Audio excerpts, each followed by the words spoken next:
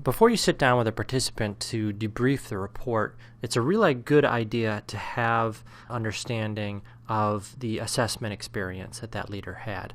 And even further, it's a good idea to understand the experience that the raters had, because oftentimes leaders will have questions about what were they rating on and where does this information come from. So we're going to start here with the leader assessment experience.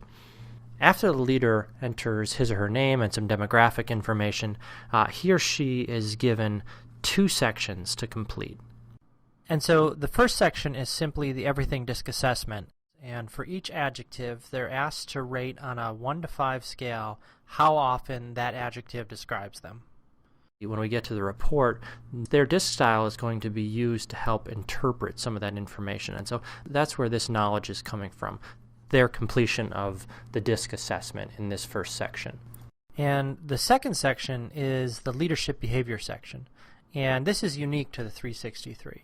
Here the leader is given 72 behaviors, and for each behavior, he or she is asked to rate how often he or she does these things.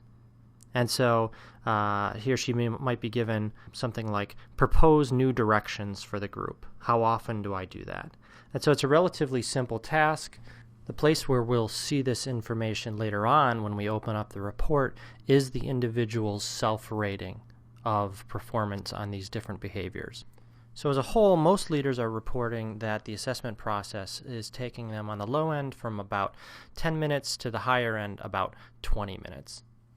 Now, with the raters portion of the assessment, their experience is in some respects the same, but there's also a little bit of a difference. But the first section that the rater will encounter is the leadership behavior section. So they'll be given 72 behaviors and asked, how often does this leader perform these behaviors? They'll have questions like, how often does this leader propose new directions for the group?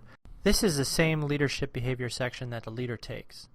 Now, the raters have a second section to their assessment that the leaders didn't have. This section, called the leadership request section, presents the rater with 24 different behaviors. So each screen has a different behavior, and on that screen the rater is asked, would you like to see this leader exhibit more of this behavior? And they're able to answer yes, a little more, yes, a lot more, or no. Based on how they answer that question, they were given a selection of comments to choose from. And so if I had clicked above yes, a lot more, or yes, a little more, I'm going to get a different selection of comments than if I had clicked no. The rater can click as many of these as they want to, or they can click none of them.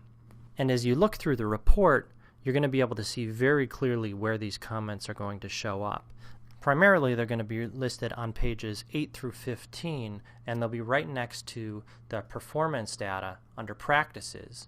And so we get a little clearer picture of what those performance ratings mean.